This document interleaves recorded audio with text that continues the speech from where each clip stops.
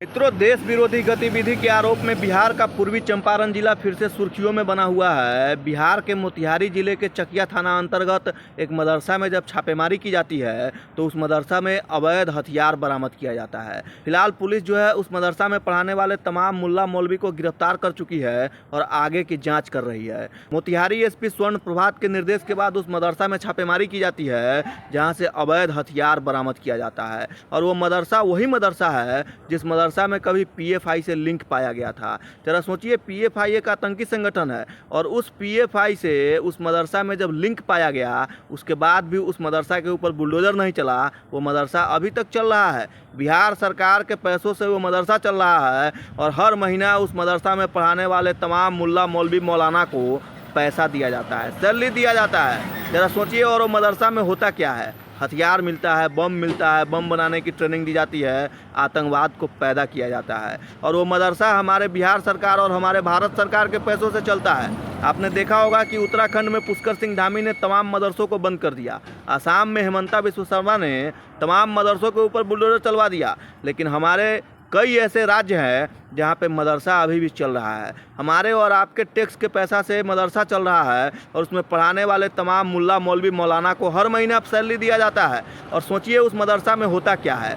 Motihari SP स्वर्ण प्रभात के निर्देश के बाद चकिया में जब उस मदरसा में छापेमारी की गई तो उसमें अवैध मात्रा में हथियार बरामद किया गया। जरा सोचिए मेरे भाई, बिहार का पूर्वी चंपारण वो जिला फिर से इस बार देश विरोधी गतिविधि के आरोप में चर्चा में बना हुआ है।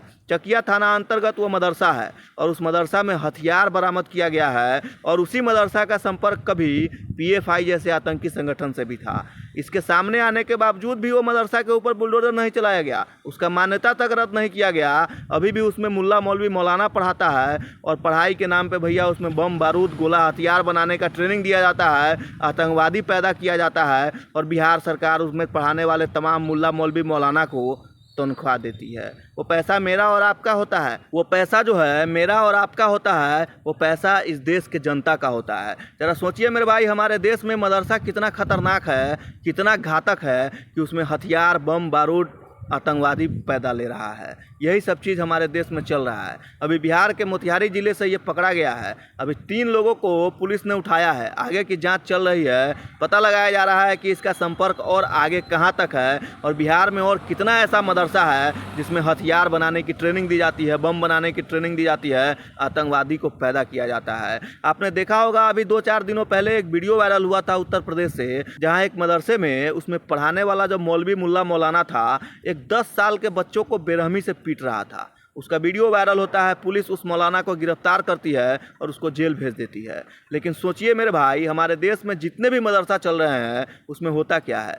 सभी लोग जानते हैं, तमाम वो नेता से लेकर अधिकारी तक जानते हैं कि उसमें होता क्या है, लेकिन फिर भी वो चल रहा है। हमारे और आपके द्वारा दिए गए टैक्स के पैसों से वो मदरसा चल रहा है और उसमें पढ़ाने वाले मुल्ला मौलवी मौलाना को हर महीना तनख्वाह दिया जाता है। और उस मदरसा में होता क्या है ये तो पूरी दुनिया जानती है।